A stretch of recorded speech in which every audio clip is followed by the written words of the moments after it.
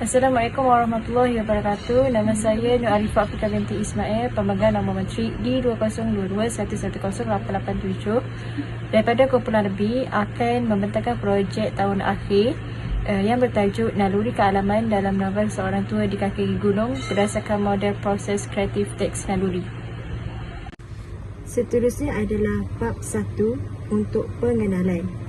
Dari sudut sastra Melayu, kealaman merujuk kepada hubungan akrab manusia dengan alam sekitar yang menjadi sebahagian daripada kehidupan serta sumber ilham dan kebijaksanaan masyarakat Melayu.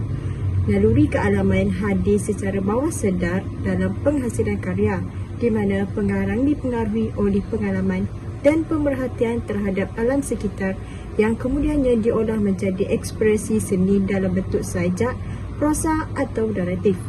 Naluri kealaman ini bukan sahaja membentuk tema dan isi karya, tetapi juga mempengaruhi gaya bahasa, simbolisme dan falsafah yang diketengahkan oleh pengarang. Seterusnya adalah objektif kajian. Terdapat 3 objektif kajian. Yang pertama adalah mengenal pasti unsur naluri kealaman dalam novel Seorang Tua di Kaki Gunung. Yang kedua, menganalisis naluri kealaman dalam novel Seorang Tua di Kaki Gunung berdasarkan model proses kreatif teks naluri. Dan yang ketiga, menganalisis naluri kealaman dalam novel Seorang Tua di Kaki Gunung berdasarkan model proses kreatif teks naluri. Seterusnya adalah persoalan kajian. Persoalan kajian yang pertama adalah apakah naluri kealaman dalam novel Seorang Tua di Kaki Gunung. Persoalan yang kedua adalah bagaimanakah unsur naluri kealaman sebagai salah satu elemen model proses kreatif teks naluri dimanifestasikan dalam novel Seorang Tua di Kaki Gunung. Dan persoalan kajian yang ketiga adalah sejauh manakah unsur naluri kealaman berperanan dalam memperkukuh mesej dalam novel Seorang Tua di Kaki Gunung. Seterusnya, kita beralih kepada permasalahan kajian. Masalah utama kajian ini adalah berakar daripada keinginan untuk memahami bagaimana naluri kealaman itu iaitu perasaan semula jadi dan hubungan emosional pengarang dengan alam sekitar, iaitu bukan sahaja menjadi sumber inspirasi tetapi juga diproses secara kreatif menjadi naratif yang hidup dan juga bermakna. Dengan kata lain, persoalannya adalah bagaimana naluri ini diterjemahkan ke dalam bentuk teks sastra yang kompleks dan berlapis, di mana alam bukan sekadar latar fizikal atau pakar fizikal tetapi juga menghidupkan nilai-nilai spiritual, sosial dan juga budaya. Seterusnya adalah kerangka konseptual kajian. Kerangka konseptual kajian ini merujuk kepada satu struktur atau rangka yang mengandungi konsep, definisi, prinsip dan juga teori yang digunakan sebagai asas atau panduan dalam menjalankan sesuatu kajian penyelidikan. Ia berfungsi sebagai tulang belakang kajian yang membantu pelajar memahami, menganalisis dan mentafsir data atau bahan kajian secara sistematik dan juga berfokus. Kerangka teori kajian ini berpusat pada model proses kreatif teks naluri yang menekankan peranan naluri, khususnya naluri kealaman dalam proses penciptaan karya sastra. Gambar raja di sebelah adalah menunjukkan contoh kerangka konseptual kajian berdasarkan tajuk Naluri Kealaman dalam novel Seorang Tua di Kaki Gunung berdasarkan model proses kreatif teks naluri, iaitu mengandungi 3 objektif di mana ia menganalisis teks berdasarkan model kreatif teks naluri. Seterusnya adalah kita beralih kepada bab 2 iaitu sorotan literatur. Yang pertama adalah kajian lepas berdasarkan naluri kealaman.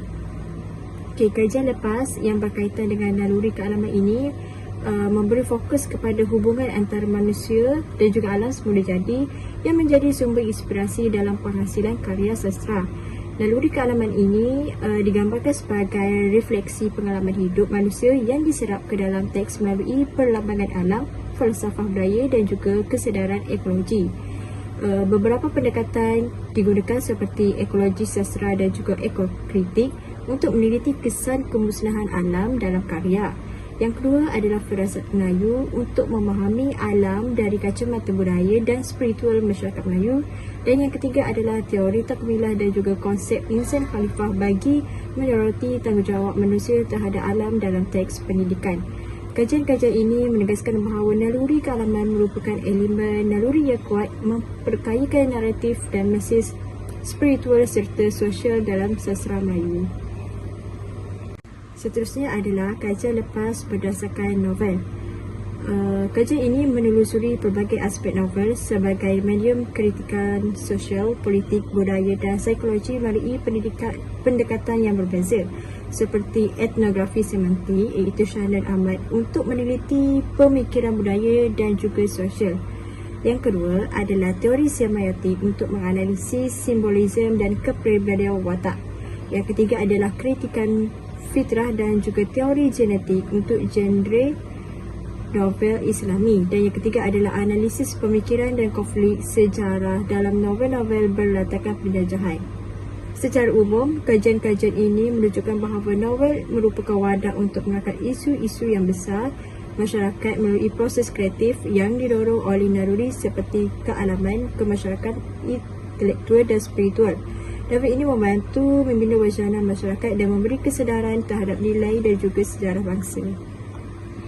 Seterusnya adalah kajian lepas berdasarkan model proses kreatif teks naluri, di mana kajian ini berdasarkan model proses kreatif teks naluri memfokuskan kepada 7 elemen naluri yang membentuk asas proses kreatif pengarang iaitu kerohanian, kemanusiaan, kemasyarakatan, keindividuan, keintelektualan, kealaman dan juga keindahan. Model ini telah diaplikasikan dalam pelbagai genre, iaitu yang pertama puisi daripada Muhammad Haji Saleh, iaitu analisis terhadap 742 sajak menunjukkan komunikasi estetik antara pengarang, teks dan juga pembaca.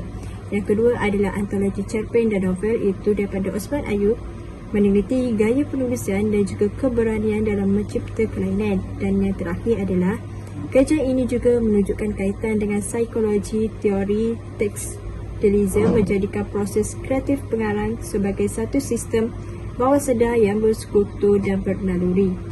Model ini terbukti sebagai alat konseptual yang kukuh untuk meneliti aspek kepengarangan dan proses penciptaan secara menyeluruh, namun masih terhad dari segi skop empirik dan juga aplikasi lintas pengarang.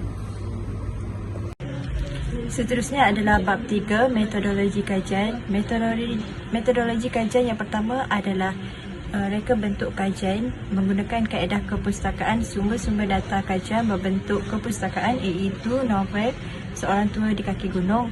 Ia juga menggunakan kajian teks. Reka bentuk ini dipilih untuk mengenal pasti dan juga menganalisis naluri kealaman yang terdapat dalam novel Seorang Tua di Kaki Gunung. Yang kedua, metodologi yang digunakan adalah proses pengumpulan data, iaitu yang pertama dari segi pemilihan teks, memilih novel dalam novel Seorang Tua di Kaki Gunung yang mengandungi elemen nilai kealaman. Yang kedua adalah kaedah kepustakaan, mengumpul data sekunder daripada buku, jurnal, artikel dan juga tesis berkaitan. Yang ketiga adalah pembacaan dan juga pemerhatian teks, di mana membaca novel secara mendalam dan mengenal pasti nilai kealaman seperti gunung dan sebagainya. Yang ketiga adalah proses penganalisisan data, iaitu analisis tematik. Yang kedua, pemetaan mengikut model proses kreatif teks naluri. Yang ketiga adalah tafsiran dan huraian kritis, di mana ia menjelaskan bagaimana nilai kealaman ini disampaikan secara halus dan kreatif melalui melalui novel.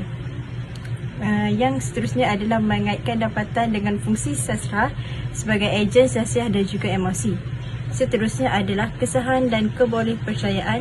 Bagi menjamin kesahan kandungan senarai semat yang dibina, instrumen tersebut akan disemak oleh 2 orang pensyarah daripada Universiti Pendidikan Sultan Idris. Pemilihan pensyarah ini dibuat berdasarkan kepakaran dan pengalaman mereka dalam bidang pengajaran dan juga penyelidikan, khususnya dalam kajian sastra dan juga pendidikan. Yang terakhir adalah instrumen kajian, di mana dokumen analisis dan juga borang pemerhatian.